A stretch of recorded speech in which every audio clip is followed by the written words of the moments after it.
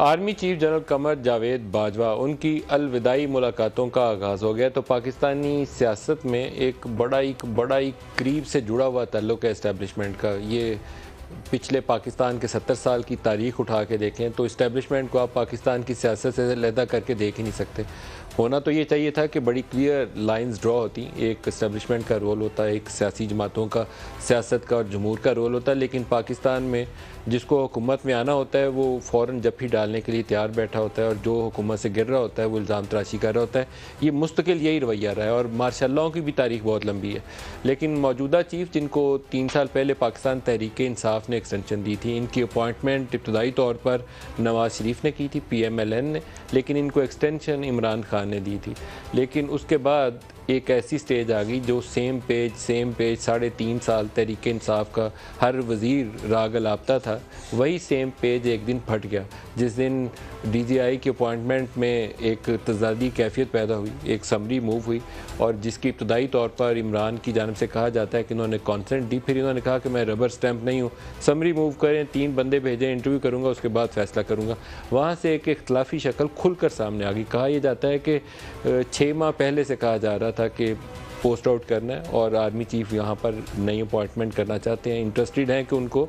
जो उस वक्त के DGI थे उनको किसी कोर में भेजा जाए, क्योंकि कोर आम तौर पर कहा जाता है कि किसी भी आर्मी चीफ की अपॉइंटमेंट से पहले उसको कोर का तजर्बा होना 1 साल का कम अज़ कम बहुत ज़रूरी है। शायद ये वो नुक्ता आगाज़ था जहाँ से तकसीम शुरू हुई थी, जो वोट ऑफ नो कॉन्फिडेंस की तरफ ले गई और वोट ऑफ नो कॉन्फिडेंस पे आर्मी की पोजीशन उससे पहले वाज़े हो चुकी थी। इमरान खान ने सेनेट इलेक्शंस के बाद जब वोट ऑफ कॉन्फिडेंस लेने का फ़ैसला किया था तो इनकी पार्टी के अपने लोग वोट देने इनको आ नहीं थे रहे, इनके कुछ MNS थे वो साइड पे खड़े थे और उस दिन इमरान को मदद लेनी पड़ गई थी आप पारा से। ये अब ढकी चुप्पी बातें नहीं हैं, खुल के सीनियर मोस्ट लेवल से लोग बताते हैं हमें कि किस किस को कॉल गई थी।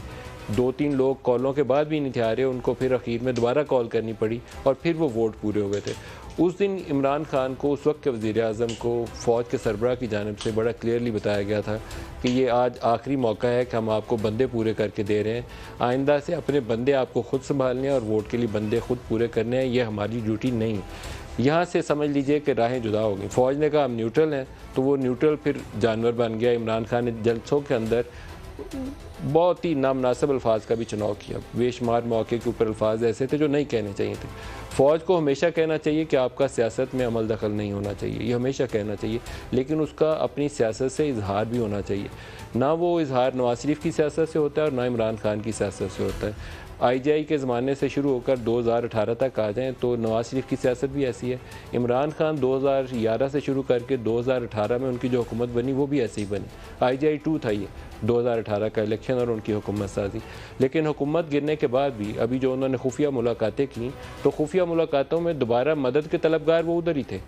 पब्लिकली वो उनको मीर जाफ़र भी कहते हैं, मीर सादक भी कहते हैं, गद्दार भी कहते हैं, गैर मुल्की एजेंडे के तहत रजीम चेंज ऑपरेशन का हिस्सा भी कहते हैं, लेकिन मदद के लिए पुकार अभी भी उधर थी कि इनको गिरा दो, ये चोर डाकू हैं और मेरे लिए राह हमवार कर दो। ये जिस दिन हमारे सियासतदानों ने सबक सीख लिया कि मदद उधर से नहीं मांगनी, 4 साल 6 साल बाहर बैठ के इंतज़ार कर लेना है, उस दिन पाकिस्तान जमहूरियत के सफ़र के ऊपर आगे बढ़ेगा, तब तक नहीं बढ़ सकता, कोई तरीक़ाकार है ही नहीं है। नए चीफ़ की अपॉइंटमेंट के हवाले से पाकिस्तान के जो इस वक्त मौजूदा वज़ीर आज़म है शहबाज शरीफ, वो लंदन में है और वहाँ नवाज़ शरीफ से जो उनकी पार्टी के कायद हैं, अब वो सदर ख़ुद हैं लेकिन वो उनको वो कायद कहते हैं नवाज़ शरीफ को, जो डिसक्वालीफाई हो चुके हैं लाइफ टाइम, उनसे मीटिंग कर रहे हैं और वहीं पे तो ये है कि फ़ैसला किया जाएगा कि आर्मी चीफ़ आइंदा के लिए कौन होंगे।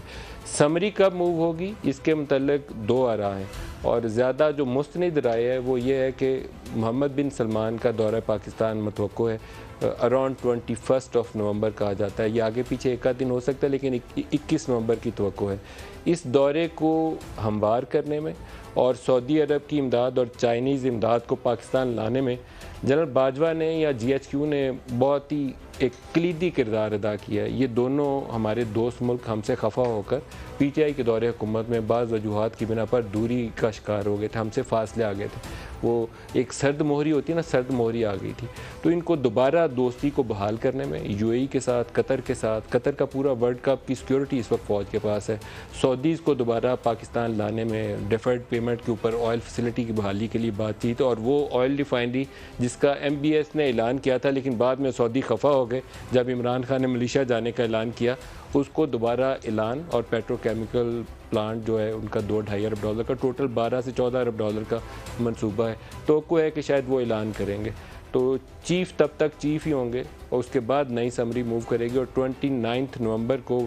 चेंज ऑफ कमांड होगी जिसमें नए चीफ़ आएंगे। वो क्या सराई अब मेरे ख्याल में ख़त्म हो जानी चाहिए कि अभी भी कोई पाकिस्तान तहरीक इंसाफ बैक चैनल से कह रही है कि 6 महीने इनको और लगा दें, वो अब नहीं होगा। नया चीफ़ होगा 29 को, और as a matter of principal